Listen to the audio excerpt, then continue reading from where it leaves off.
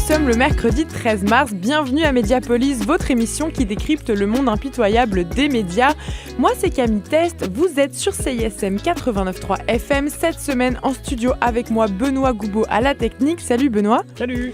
Et à mes côtés j'ai Barbara Lopez. Salut Barbara. Salut. Barbara, de quoi tu nous parles cette semaine ? Alors, cette semaine, on le sait, vendredi, c'était le mois de la femme, la journée de la femme, pardon, ou l'année de la femme, quand on veut, ou la décennie, le siècle, si on veut. Bon, bref, moi, je vais vous parler des femmes au cinéma, en tout cas. Parfait, on en parlera dans un instant. En fin d'émission, Alexis Gacon nous rejoindra pour discuter des émissions de bricolage qui n'en finissent pas d'émerger à la télévision. Et puis, d'ici une vingtaine de minutes, nous recevrons la comédienne trans Pascale Drevillon, histoire d'évoquer la représentation des personnes trans, notamment au cinéma avec elle. Une émission pas mal orienté vers le monde de l'image, donc on se retrouve tout de suite.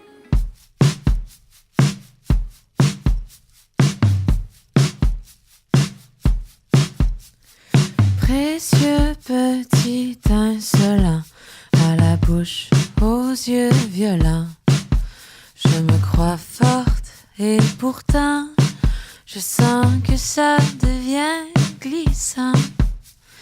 La fièvre me prend lentement, tâche mes rêves adolescents. Tu m'enivres et je me surprends à y penser de temps en temps. Ne me dis pas qui je ne suis pas, ne fais pas celui qui sait mieux que moi ce que les filles de mon âge ont envie des gars de ton âge. Épargne-moi le cinéma de tes remords et je ne sais quoi. Parfois les filles de mon âge ont envie des gars de ton âge.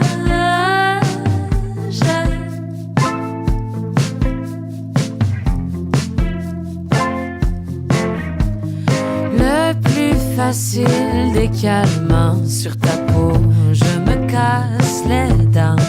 Je cherche depuis trop longtemps à cracher sur mes 20 ans. Je veux encore ton corps ardent contre mon cœur innocent. Je laisse respirer le temps.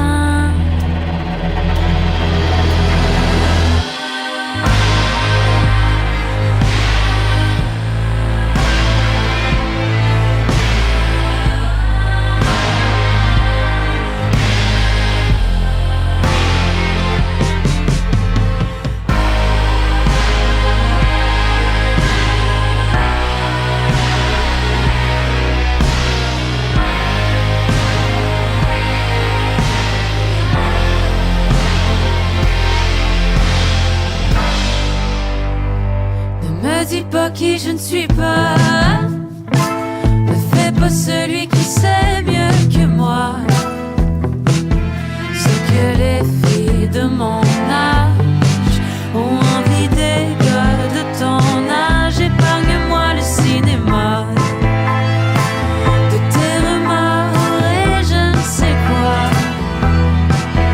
Parfois les filles de mon âge ont envie des gars de ton âge.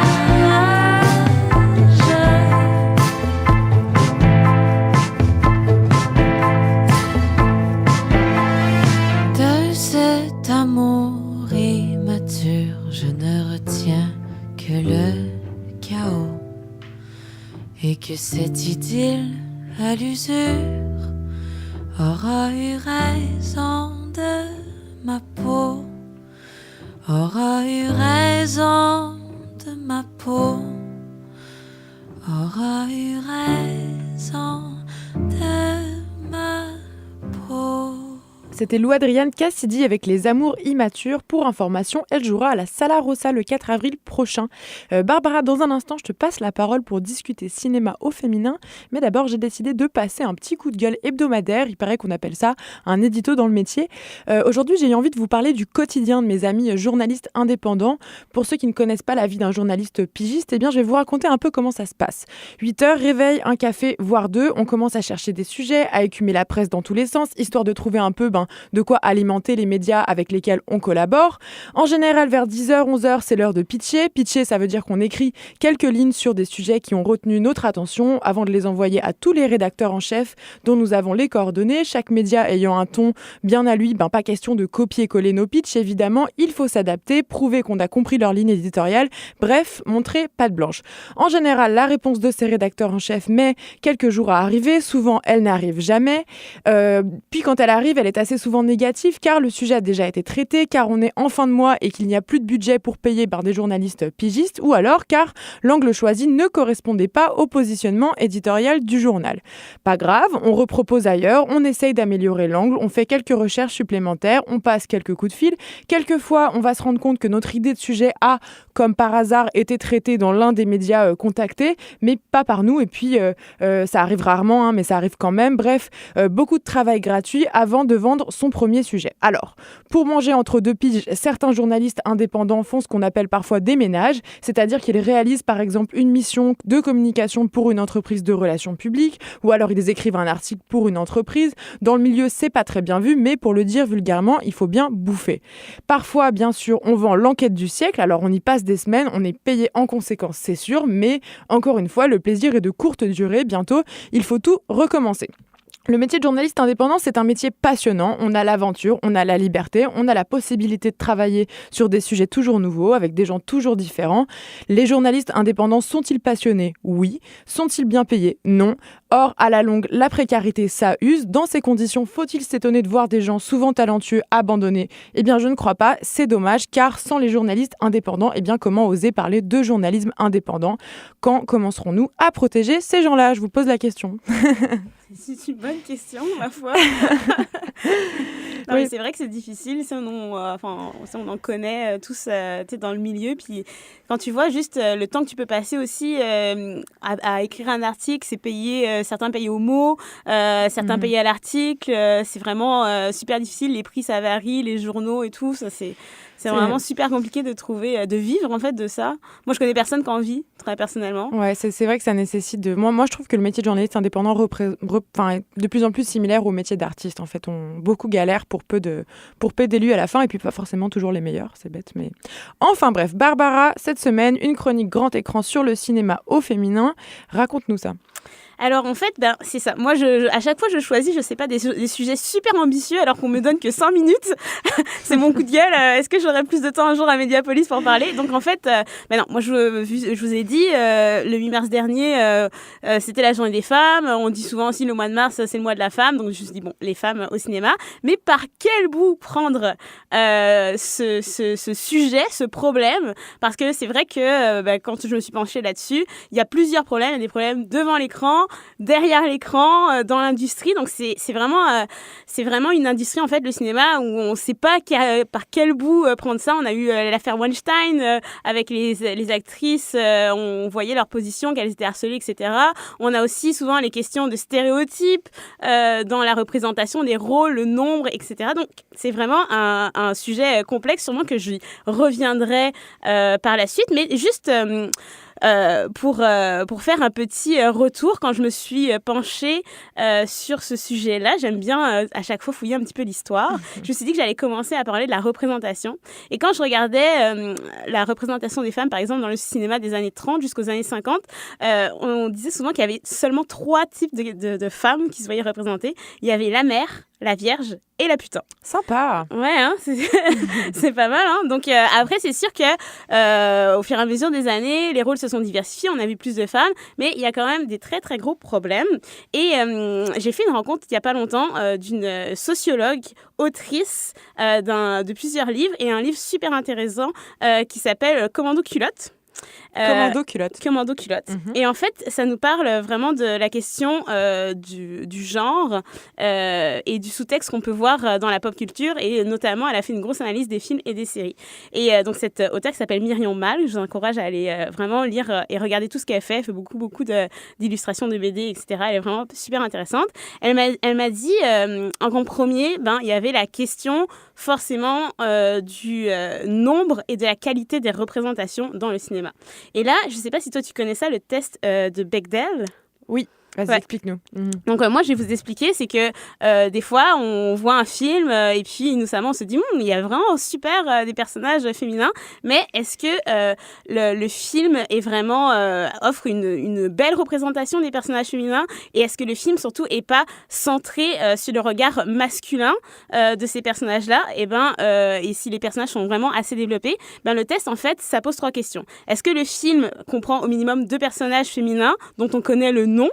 Ok, donc pas les personnages qui jouent la caissière dans Exactement. la rue. Ok. Est-ce que ces personnages féminins, elles parlent entre elles à un moment du film? Donc elles interagissent entre femmes. Voilà. Mhm. Et si elles finissent par interagir entre elles, est-ce qu'elles parlent d'autre chose que d'un homme? Ok, d'accord. Donc est-ce qu'elles ont des conversations qui ne sont pas centrées sur mon mari, mon cousin Ou alors mon- le Ok. personnage, des fois ça peut être le personnage, regarde si on prend un film de super-héros, souvent quand les filles ont une interaction entre elles, elles parlent de la situation, soit du méchant du film, soit du héros du film. D'accord. C'est pas, c'est rare qu'elles parlent. Ou alors elles sont dans une rivalité féminine. Ou alors elles sont souvent dans une rivalité, etc. Donc c'est vraiment une question de voir, c'est ça, si on offre la qualité et la quantité. Et après ça, quand on peut remplir ces critères-là, moi, je me suis intéressée aussi aux films où il y avait beaucoup d'héroïnes. On me dit, mais regarde, il y a plein de films où il y a des super-héroïnes, le personnage féminin, il est au centre. Et c'est vrai que moi aussi, quand j'étais jeune, je me retrouvais pas forcément dans les personnages de films et je me disais, ah, c'est trop bien ce personnage dans ce film d'action. Moi, je me vois plus dans ce héros-là. Et après, on se dit, oh, regarde, il y a des films genre Tomb Raider, le personnage de genre Wonder Woman, plein de films comme ça. Et est-ce que dans ces films-là, finalement, il n'y a pas une partie assez insidieuse de représentation de la masculinité? Parce que quand on s'y penche, surtout sur ces films avec des héros féminins, on a beaucoup déjà les mêmes filles. C'est des filles qui sont super belles, souvent qui sont blanches, très musclées. Elles ont vraiment toutes des caractéristiques qu'on retrouve, qui sont très, très, très, très communes. Il n'y a vraiment pas beaucoup de diversité. Et puis, on a aussi ce côté de... elles sont badass. Pourquoi? Parce qu'elles reprennent les codes de la vérité. Souvent, elles sont avenantes, super fortes. Elles mangent des gros burgers. Elles sont vulgaires. Elles sont violentes. Elles sont toujours ouvertes sexuellement aussi, très très avenantes. Donc finalement, c'est quand même des rôles d'hommes ou des codes de la masculinité qu'on a tendance à transmettre, enfin à attribuer à des femmes. Attribuer à des femmes, alors que on peut créer. C'est sûr que Myriam, elle explique super bien dans un extrait de BD que je vais vous donner, mais toutes les valeurs qui sont reliées à la féminité, genre la gentillesse, l'écoute de soi, etc. Et tout de suite, on se dit, ah mon Dieu, ça va être quelque chose de romantique, c'est futile, c'est pas digne d'intérêt, et finalement, on n'aide pas forcément la cause féminine avec ça. Puis troisième problème aussi que moi je voulais emmener là, qui concerne aussi qui est lié finalement à la représentation, c'est ce qui se passe dans l'industrie cinématographique. Pourquoi on n'a pas aussi de bonnes représentations de la féminité? Mais c'est parce qu'il y a très peu, il y a des femmes réalisatrices, scénaristes, mais encore c'est un des milieux où il y a un plafond de verre qui est encore super présent, une discrimination qui est encore super présente. Par exemple, Myriam me donner l'exemple, elle a étudié beaucoup les séries et les scénaristes, et elle avait l'exemple d'une classe où il y avait 8 scénaristes, 4 filles, 4 garçons. Les filles étaient systématiquement meilleures que les garçons, et finalement, au bout du lot, une seule fille a réussi à travailler en sortant de l'école, alors que les garçons avaient des stages directement. Donc, dès qu'on avait des projets de scénarisation, ce sont tout de suite systématiquement par des garçons, même s'ils sont plus talentueux. Les femmes, si elles sont talentueuses, on va leur donner des petits projets à petit budget, et au niveau de la réalisation, c'est encore plus voyant, parce que c'est ça, on a tendance, dès qu'il s'agit de pouvoir, d'argent, de décision en jeu, on a plus tendance à faire confiance à des hommes qu'à des femmes. Et ça joue aussi sur la représentation, parce qu'elle disait que dès qu'on a tendance à inclure une scénariste dans un groupe de femmes, le résultat, c'est qu'avec ce groupe de scénaristes-là, il y a en moyenne 10% de plus de femmes qui vont apparaître à l'écran. Barbara, j'ai encore quelques questions pour toi, mais d'abord, on va faire une pause musicale avec Of Course et Kiroa, qui est un morceau qui s'appelle Minuit. On se retrouve juste après. Super.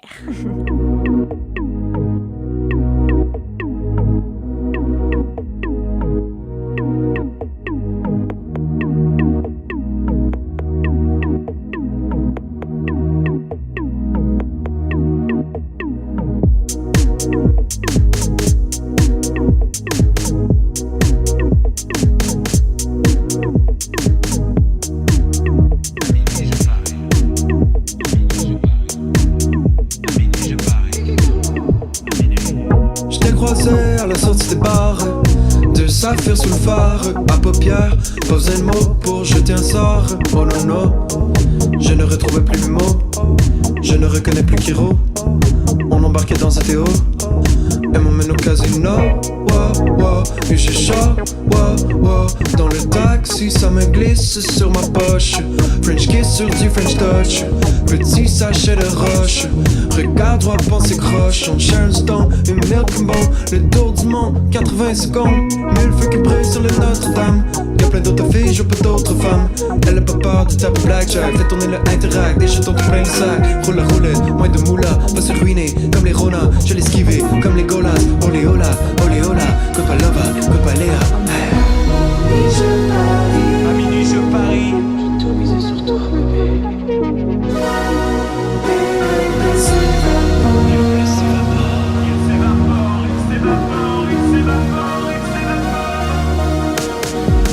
Dans les mains devant cette meuf, mais elle a tout raflé sur un coup de bluff. Elle avait l'as de trèfle qui pique à mon cœur. Cette Caroline apporte un malheur à ma réputation de player. J'ai plus rien à monnayer. Je pense qu'il est venu l'heure, mais j'ai plus rien pour entrer. Blackjack à mon compte chèque. Je te dis pas de blague, je raque comme un compte chèque. J'ai même vendu mes lacets, mais là je suis lassé. J'ai plus que mon honneur à laisser. Roulette, roulette, roulette. Perdu dans le cash game, je traîne. Roulette, roulette, roulette. Je sais même pas si ça freine. J'ai troqué ma limo pour finir à vélo. J'ai troqué ma bimbo pour me rouler un bédo. J'ai misé sur la mauvaise case. J'aurais dû écouter ma mère avant de la mettre en gage, hein. Je rentre sous la pluie comme dans un mauvais film. Dans le casino, j'étais De Niro, plus chini comme lui. Sans un centime, tim, tim, tim, tim, tim, tim, tim.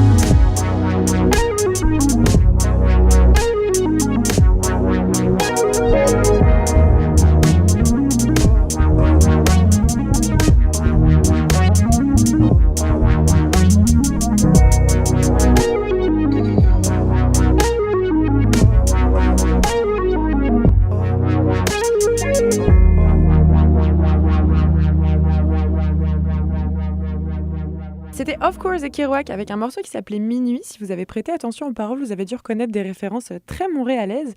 Moi, j'adore l'univers de cet artiste, Of Course, donc sachez que son album sort le 10 mai prochain. Dans une dizaine de minutes, nous recevrons Pascale Drevillon. Elle est comédienne, elle est aussi une femme trans. On va parler avec elle de la représentation des personnes transgenres. Mais Barbara, je voulais parler avec toi, puisque c'était l'objet de ta chronique, le cinéma au féminin, du corps des femmes dans le cinéma.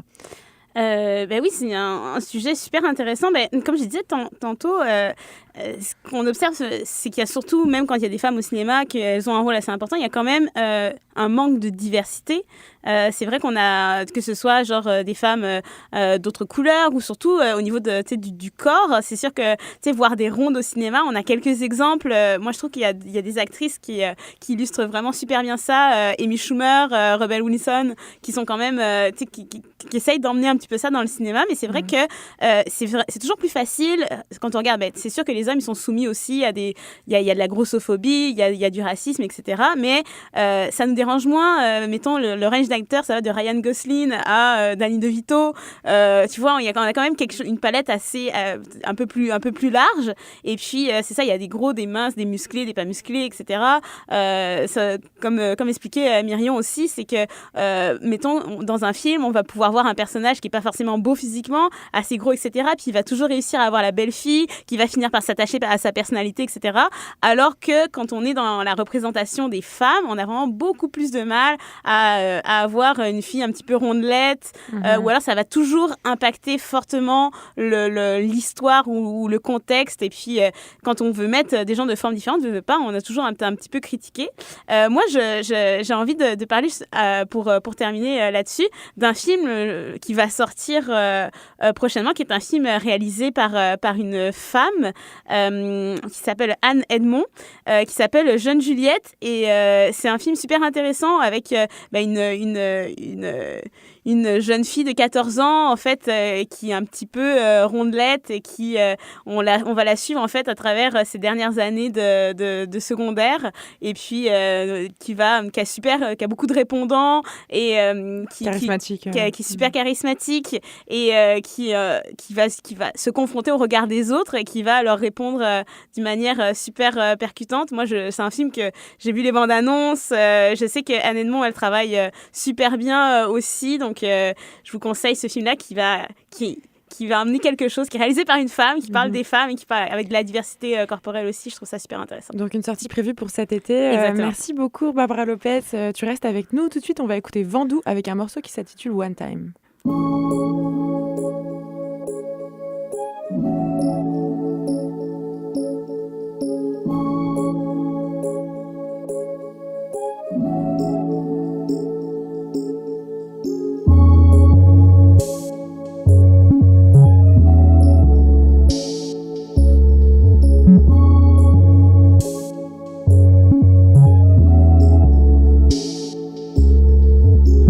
God, tu me tuvulaire, I'm in fucking drunk, tu me tuvulaire. Yeah, je veux juste qu'elle me colle sur mon cellulaire. Donne-moi juste une puff pour que je rêve en couleur. Ma tête est froide, je pense qu'elle sort du couleur. Juste que je pense, je m'en bats les couilles. Mon cœur est en pierre, il peut prendre les coups. Je vis ma vie tant que mon sang est cool. One time c'est les pilules, another time c'est le weed. One time c'est une minute, minute c'est toute la vie. Yeah. God damn que tu trafiques, yeah yeah. God damn que ça talk shit, yeah yeah. J'en ai plus qu'assez, je veux faire de la musique ou m'en aller. J'en ai plein mon casier. J'en ai plus qu'assez, je veux faire de la musique ou m'en aller. J'en ai plein mon casier. J'en ai plus qu'assez, je veux faire de la musique pour m'en aller. J'en ai plein mon casier. J'en ai plus qu'assez, je veux faire de la musique pour m'en aller. J'en ai plein mon casier. Do rap, do bad, might come back comme un boomerang. J'kill un trap ou un boom bap. J'rock un crowd ou un battle rap. Sauf le cœur, j'ai la corde au cou. J'le serre les côtes pour les coups au corps. C'est plus fort, même le goulot. J'suis all in pour que ça devienne mon boulot. Ouh, j'suis dans le vibe, dans le mood. Les yeux rivés vers la moon. J'attends juste un rendez-vous. J'attends juste you, you, you. Ouh, donnez le tout pour le tout. Carbonara, verre de rouge. Fermez les yeux, on est où? Appelle-moi Doudou. One time c'est les pilules, another time c'est le weed. One time c'est une minute, minute c'est toute la vie. Yeah. God damn que tu trafiques, yeah yeah. God damn que ça talk shit, yeah yeah. J'en ai plus qu'assez, je veux faire de la musique ou m'en aller. J'en ai plein mon casier. J'en ai plus qu'assez, je veux faire de la musique ou m'en aller. J'en ai plein mon casier. J'en ai plus qu'assez, je veux faire de la musique pour m'en aller. J'en ai plein mon casier. J'en ai plus qu'assez, je veux faire de la musique pour m'en aller. J'en ai plein mon casier.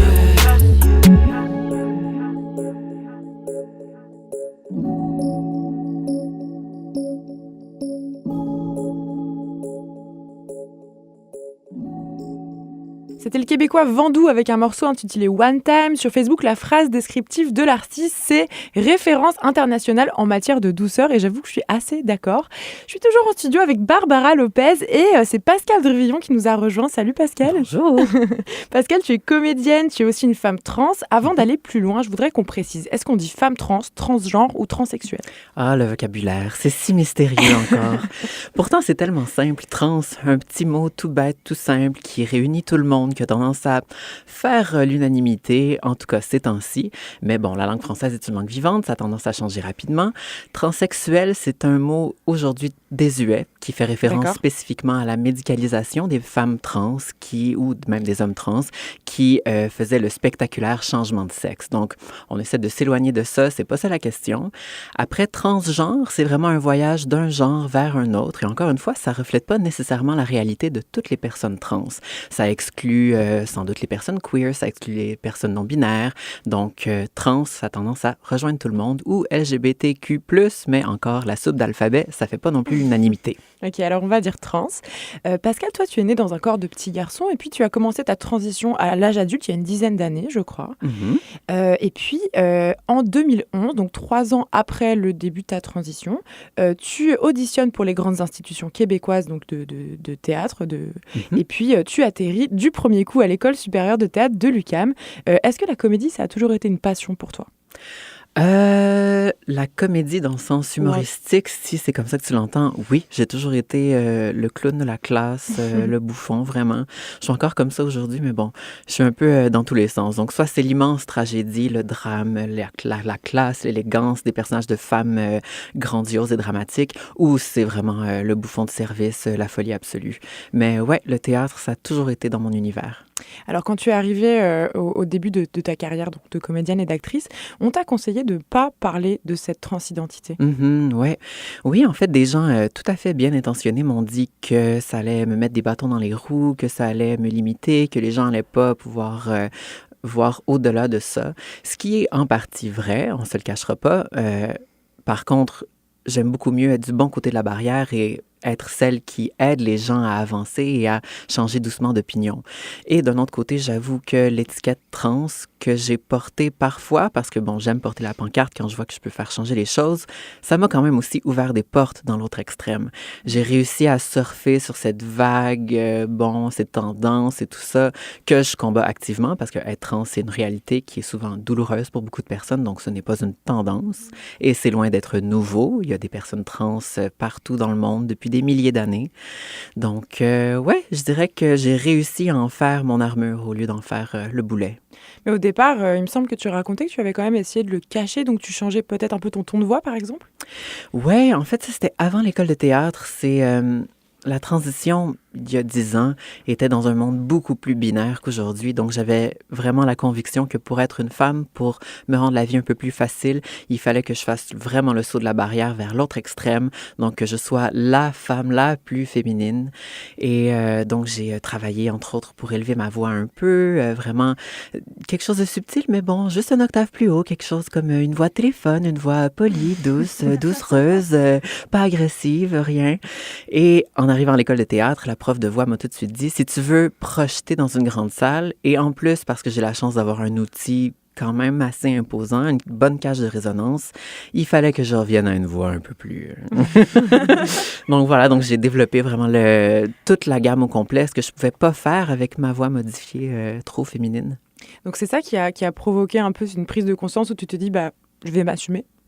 Absolument, ouais, ça a été douloureux, mais je pense qu'une fois que cette première étape-là est arrivée, j'ai compris que être trans ou être une femme, c'était pas ça la question. J'étais là pour être une actrice, une interprète, et ça, c'est un vrai grand travail d'âme. Puis on n'a pas accès à son âme ou sa sensibilité si on se cache derrière une image.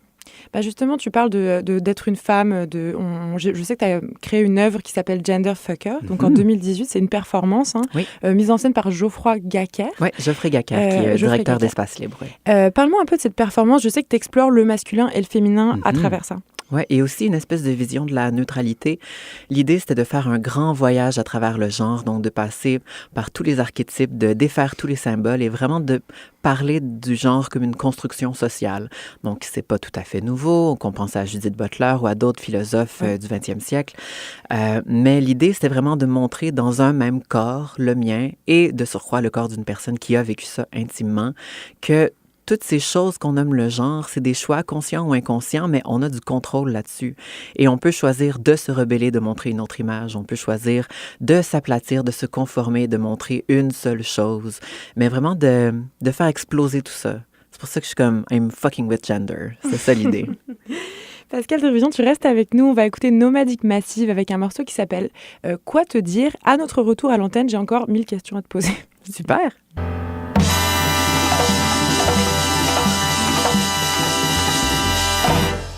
What up?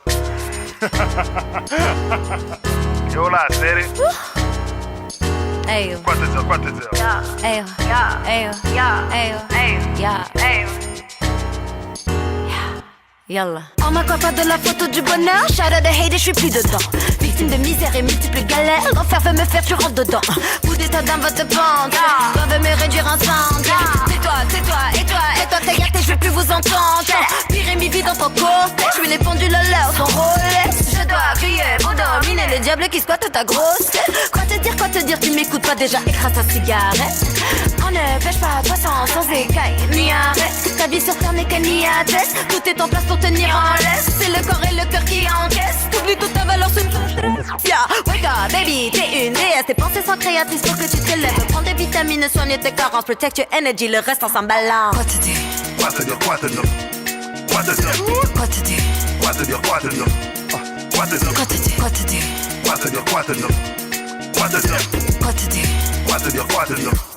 What the Wagwan, me won't come feel like me, no come fi take you on. You dip on your dose, from time you're born. If you know you can't come out, make it song along, make it song along. Yo, toute bonne chose se célèbre. Sors de la porte des ténèbres. Pense à tous ceux qui te naguent et tourne la page avant tout que se perdre. Prends ce petit remède, même si tes poches sont maigres. À coup de machette, tu effaces ses passés. Tu t'ouvres la masse et tu trouves ta place. Pige ta carte, mets ton écharpe. Sors de la part et sois prêt à combattre. Sache que la tâche de gouache qui te fâche et ta gâche avec l'eau se détache. I'm not true though, but it's true though. It may not be something that you know. Sache que l'État n'aura jamais de place aujourd'hui dans tes histoires de coulo. On a grandi avec rien, j'ai pas de crayon pour te faire un dessin. Si tu bosses fort, tu connais le refrain. Dis-moi pourquoi je dois remettre à demain. Car chez moi c'est bien, chez lui c'est mieux. Lâche la cadence, de gauche et à droite. Pense du côté jusqu'au bout du milieu. À quoi sert d'envier et te fendre en deux? Tu me copies mais ça se fait pas. Moi c'est cloche, je dis bouge de là. Je t'inspire, oh c'est mieux comme ça. On essaie dit allez passe par là. Le temps me disait, qu'est-ce que tu fais? Tu te répètes et tu te poses un lapin. Jour après jour, vois la chance qui se présente. Monte la porte et repense au présent qui te hante. Quoi te dire? Quoi te dire? Quoi te dire? Quoi te dire? Quoi te dire? Quoi te dire? Quoi te dire? Quoi te dire? Quoi te dire? Quoi te dire? Quoi te dire? Quoi te dire? Quoi te dire? Quoi te dire? Quoi te dire? Quoi te dire?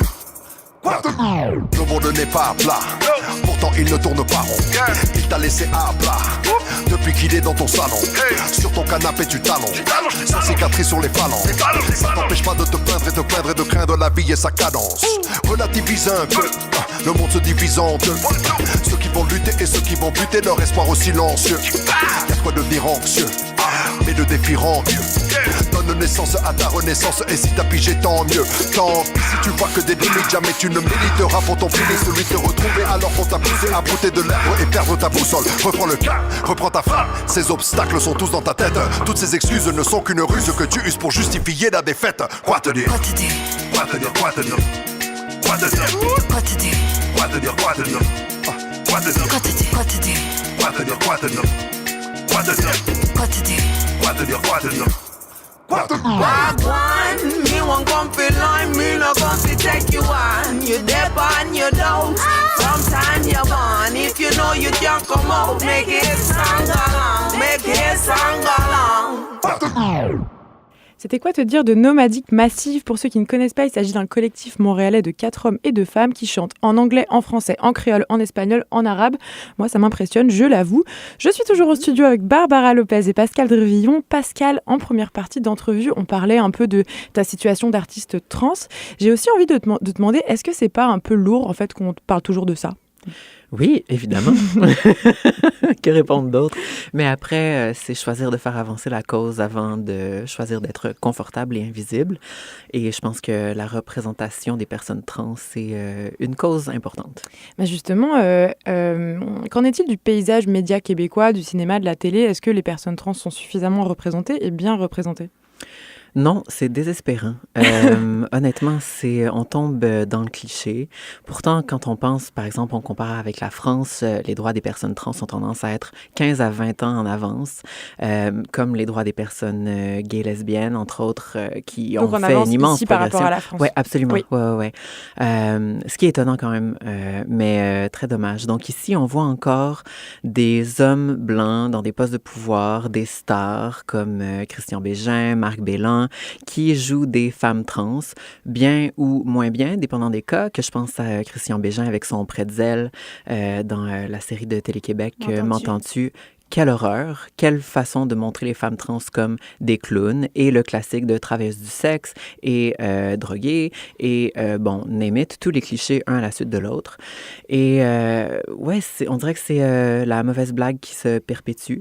Heureusement, il y a encore des créateurs ouverts d'esprit qui ont le désir de faire des produits de qualité. Par exemple, Marc-Antoine Lemire qui a fait le choix de me caster dans le rôle d'Alex dans le court-métrage Pré-Drink, qui a eu énormément de succès à l'international et ici à la maison au Gala Québec Cinéma, entre autres, et à Toronto. Mais ouais, il n'y en a pas assez. Et celles qui sont là me désespèrent.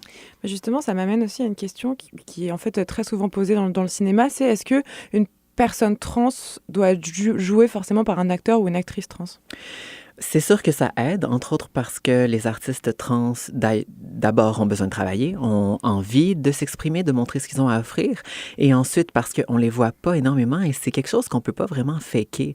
Le parcours d'une personne trans est tellement unique, ça crée des visages, des voix, des traits, des intentions, des émotions qui nous sont vraiment particulières, qu'on peut pas juste faker comme ça sur le coin d'une table. Donc, ouais, ça en prend plus. Mmh. Et justement, est-ce que le fait d'avoir des personnes trans au cinéma, à la télévision, tu penses que c'est une manière de favoriser la représentation? Est-ce que toi, dans ton enfance, tu aurais apprécié avoir plus de modèles comme cela? J'aurais adoré avoir ça. Ça a pris beaucoup de temps avant que je finisse par tomber sur un documentaire, et encore un documentaire qui devait être incroyablement objectifiant il y a 15 ans. Mais de voir ça pour la première fois, j'aurais aimé en être consciente plus tôt, commencer déjà à avoir des réflexions critiques par rapport à la chose, à la place de juste vivre la confusion face au système du genre, pourquoi on place les garçons d'un bord, les filles de l'autre. Si j'avais eu déjà d'autres options, je pense que ça m'aurait donné matière à réflexion, et ça aurait peut-être... ça m'aurait empêché d'avoir peur, ça m'aurait aidé à mieux comprendre la réalité des personnes trans. Barbara Lopez? Oui, je rebondis sur ta question, Camille. Quand on regarde les problèmes de représentation, que ce soit pour les minorités visibles, que ce soit pour les femmes, etc., on finit toujours à la conclusion de se dire, s'il y avait plus de réalisateurs de minorités, s'il y avait plus de réalisateurs femmes, peut-être qu'en fait, eux, ils permettraient une meilleure représentation. Ce serait une représentation peut-être plus juste ou peut-être de les inclure petit à petit mieux dans l'écran. Est-ce que toi, de ton côté, de l'autre côté, dans l'industrie, tu vois que ça s'enligne de ce côté-là aussi? Ça commence tranquillement. J'ai une amie qui sort de l'INIS, Alice Bédard, qui est incroyable, jeune, inspirée, motivante, qui m'inspire tellement et me donne énormément d'espoir pour le futur. Je sais qu'il y a plein de personnes trans qui commencent soit à rentrer dans des écoles professionnelles ou sur le marché du travail, donc ça me donne de l'espoir. Mais le problème, même dans un milieu très hétéronormatif comme au Québec, c'est qu'on pense pas au message que ça renvoie aux gens. Choisir de caster un homme blanc, cisgenre, dans le rôle d'une femme trans, ça dit à tout le monde que les femmes trans sont un peu un genre d'homme. Il faut être conscient des messages et de comment ils vont être reçus après dans le grand public. Pascal Devrillon, est-ce qu'une personne trans est condamnée à jouer le rôle d'une personne trans? Non, et je suis la merveilleuse preuve de ça. J'ai la chance de travailler dans toutes sortes de contextes, avec toutes sortes de rôles. Souvent, évidemment, avec tout ce que je dis par rapport à la représentativité, je vais être celle qui va jouer le rôle trans avec un grand plaisir et apporter toutes les nuances en tant qu'actrice professionnelle que une personne choisie en casting sauvage pourrait peut-être pas apporter, malheureusement. Mais non, je joue aussi toutes sortes de choses. Il me manque encore le rôle de la mère ou le rôle de la femme enceinte ou le rôle, les rôles de femmes fortes, on n'en a jamais assez encore aujourd'hui. Donc, moi, la porte est grande ouverte, je suis prête à jouer tout et je suis un vrai caméléon, je confirme. Barbara Lopez. Est-ce que, j'aime bien demander la filmographie des gens, c'est genre le bon exemple. Est-ce que toi, en filmographie, série et tout, ou des beaux rôles de personnes trans, t'aurais un exemple à donner si on veut... Qu'est-ce qu'on pourrait montrer à nos amis, à nos enfants qui méritent d'être vus sur ces questions-là? Oh mon Dieu Seigneur, je pense que ça commence par le documentaire. Ça commence par un point de vue intime qui met le doigt sur les bonnes choses. Donc, il y en a un qui est sorti récemment qui est The Death and Life of Marsha P. Johnson, qui retrace le parcours de cette militante incroyable qui est décédée beaucoup trop tôt, beaucoup trop jeune, à New York, qui est vraiment à l'origine du mouvement de libération des personnes LGBT et queer. Mais bon, c'est une étiquette qui est apparue un petit peu peu plus tard. Donc, ça commence par là, vraiment être conscient de ce qui a été fait, d'où est-ce qu'on vient, c'est quoi notre passé, qu'est-ce qui arrive avec ça. Après, il y a toutes sortes de choses qui sont faites soit par le National Geographic ou BuzzFeed, entre autres, sur YouTube. Si on regarde les documentaires sur les Hijras en Inde, sur les Moches du Mexique, donc les peuples autochtones qui vivent cette identité multiple depuis tellement longtemps, qui ont tellement à nous apprendre, nous, pauvres blancs, sur la question. Merci beaucoup, Pascal Réveillon, d'avoir été avec nous. C'était vraiment un plaisir, on en a appris énormément. Je voudrais qu'on écoute Laurence Anne avec un morceau intitulé « C'est un virus ». Et puis, dans quelques minutes, Alexis Gacon viendra nous parler des émissions de bricolage qui pop un peu partout à la télé. À tout de suite.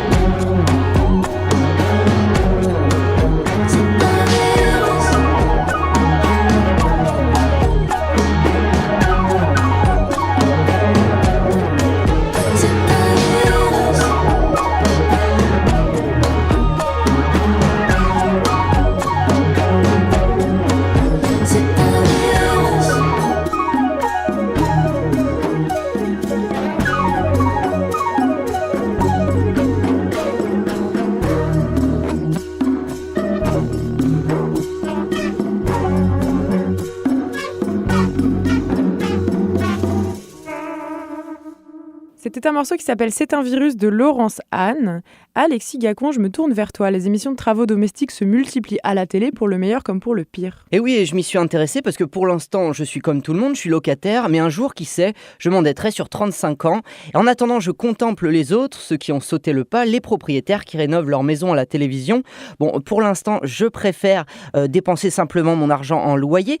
Et en fait, si je regarde des propriétaires de maisons tout le temps, c'est parce que je n'ai pas le choix. Dès que j'allume la télévision au Québec, je tombe sur des émissions qui élèvent la rénovation au rang d'église, avec son culte du 2x4, sa passion pour le drain français, son hymne à la drill. Sincèrement, c'est quelque chose qui me dépassait un petit peu au départ. Et il y en a pour tous les goûts. Premier exemple, Deck Possible, habile jeu de mots avec deck, donc pour le pont. Souvent, c'est un patio extérieur, une petite terrasse en bois. Deck Possible, c'est pour les bikers des rénaux qui font leur réno en soute de cuir, qui reniflent le bois, qui collectionnent les échardes et qui collectionnent les échardes et qui les mangent à la fin. C'est animé par un ancien homme fort, le sympathique Hugo Girard. Hugo Girard, dans l'émission, c'est le bon chum qui répond toujours oui dans les déménagements. Il ne se cachera pas en portant les coussins. Il faut donc du blues, des ralentis d'Hugo qui tape sur des clous et des blagues malaisantes sur sa sa virilité exacerbée. On en écoute un petit bout. C'est un 10, Hugo, là, quand on démolit les armoires, là. Ils sont toujours assemblés ensemble. On va le faire parce qu'on va en réinstaller une nouvelle. Ils sont vissés un dans Ils l'autre. sont vissés. Souvent, on les camoufle derrière la peinture. Puis aussi, on a toutes des caches-vis, là. ici. Ouais. Fait que les gars, ils mettent toujours un petit sticker par-dessus la vis pour la dissimuler. Nous, ce qu'on va faire, c'est on enlève les deux parties jointées ensemble. Ensuite de ça, on va les retirer des montants pour pouvoir les enlever. Ça vous a plu? On va en écouter un autre. Rénover sans se ruiner.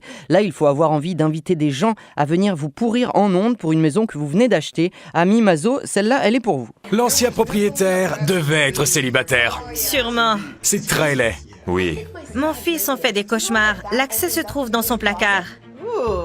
Voici la boîte qui contenait un téléviseur. Je vous laisse voir par vous-même. Salut! Coucou, Sabrina. Il vaut mieux qu'ils règlent ça parce qu'ils ne peuvent pas se permettre de payer une thérapie à leur fils. Non, on va leur faire économiser de l'argent. Voilà, alors sincèrement, il y en a des dizaines. Quand je vous dis, il y en a pour tous les goûts. Il y a les anges de la rénovation, Manon, tu m'inspires, Manon, sauve mon sous-sol, tout pour mon chalet. Je ne sais pas compter assez loin pour vous dire combien il y en a. Alors ça m'inspire en fait plusieurs choses. D'un, si les programmes se sont multipliés ces dernières années, et même si ça semble se calmer un tout petit peu, c'est parce qu'il y a un public qui suit. C'est ce succès qui a permis de diversifier les programmes, assez pour qu'il y ait même une chaîne qui ne passe juste de ça, qui s'appelle Casa TV. Au Québec, en 2009, quand la vague de ces émissions a commencé, 72% des propriétaires avaient fait des travaux en une année pour une moyenne de 7050 $. Donc ces programmes, ça encourage un secteur, parce que qui est-ce que vous mettez comme commanditaire dans ces émissions-là? Vous mettez pas le Théâtre de la Licorne, le Musée d'art contemporain, vous mettez du Maison Bonneville, du BMR, une quincaillerie en immense logo, pendant qu'Hugo est en train de visser, qu'il a les veines du front qui vont exploser. Voilà un autre logo sur la casquette, une pub de 22 minutes par épisode. Dans les faits, c'est un placement produit digne des James Bond les plus subtils avec leur montre Omega. Et bref, résultat, entre 2009 et 2012, les dépenses en rénovation par an et amélioration résidentielle des Canadiens ont augmenté de 7% par an, pile dans le boom des émissions de réno. Les publicitaires y ont vu une façon parfaite de faire de la pub sans payer les 30 secondes de réclame entre les émissions qui coûtent une fortune. Alors vous me direz, ton analyse elle est laconique, Alexis, vous avez raison. Je ne vais pas vous imposer 2 heures sur les rénovations. J'ai un tiroir monté à l'envers depuis 6 mois et je ne l'ai pas démonté alors que ça prend 20 minutes, donc ne m'en demandez pas trop. Vous pouvez me dire aussi, parce que vous me dites plein de choses, et à l'heure où celui qui ne voyage pas est un loser, c'est aussi un bon contrepoint d'encourager à vouloir plutôt rester, soigner son intérieur, améliorer sa maison. C'est une injonction, mais c'est un autre type d'injonction. Alors pourquoi pas? Mais là, je vous donne aussi un autre point. À la limite, le côté positif, ce que dit la télé, c'est sors de chez toi, achète un marteau, construis ton condo, un hymne à l'autosuffisance. Oui, mais non, car la tendance montre aussi que les Québécois font de plus en plus appel à des entrepreneurs pour les travaux, des entrepreneurs qui, je vous l'annonce en exclusivité, apparaissent aussi à l'écran pendant les émissions à grand renfort de logo. Donc vous vous dites, voyons Alexis, ils font ce qu'ils veulent, les gens, laisse-les décorer leur intérieur, pimper leur crépi, lustrer leur deck. Oui, mais hop, donnez en plus, le ratio d'endettement des ménages québécois et canadiens avoisinait en 2017 les 170%, un taux similaire à ce qu'il était aux États-Unis avant la crise financière de 2008. Il y a 15 ans, il était de 105%. Ce que je veux vous dire, c'est que ces émissions-là, finalement, elles ne sont pas sans danger, qu'on arrête de faire comme si les rénos étaient une passion aussi peu coûteuse que la sculpture sur allumette.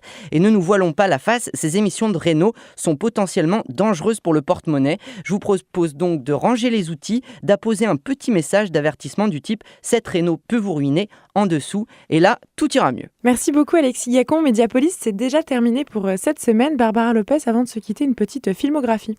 Oui, alors en fait, exceptionnellement, cette semaine, ça va pas être la mienne. En fait, j'ai demandé à Myrion Mal de me donner ses films favoris qui représentaient le mieux les femmes. Donc, je vous mettrai ça sur le site internet avec aussi son livre Commando culotte que je vous recommande.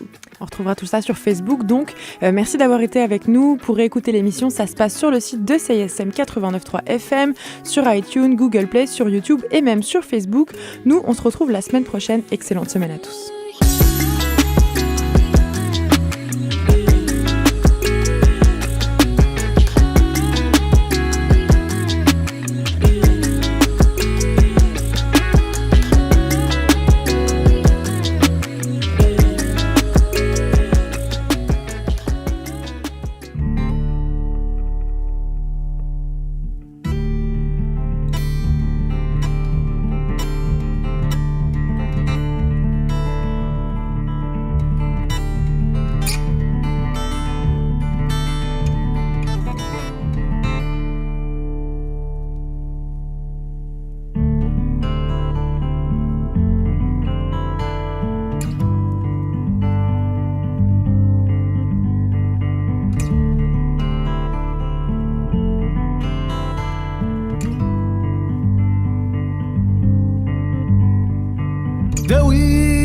يا بابا بدوي دي فلاشي خداوي حباب الله مراد الله ويا مراد الله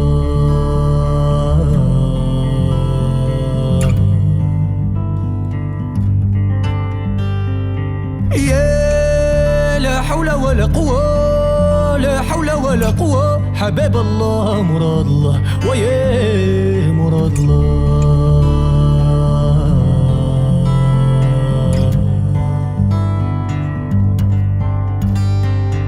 داوي يا بابا بداوي دي فلاشي خداوي حباب الله مراد الله ويا مراد الله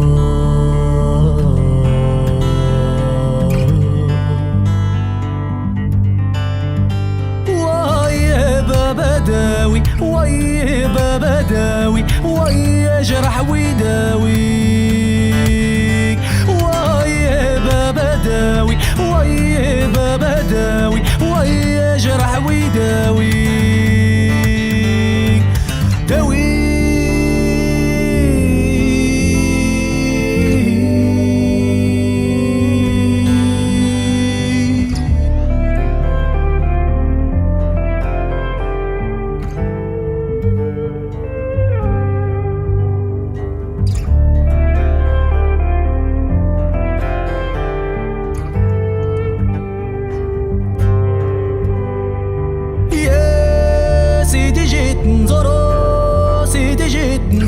حباب الله مراد الله ويا مراد الله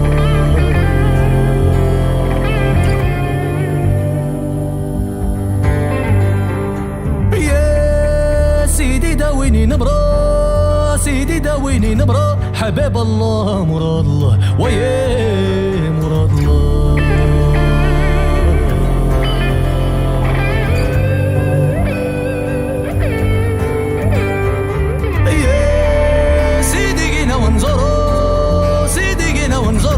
حباب الله مراد الله ويا مراد الله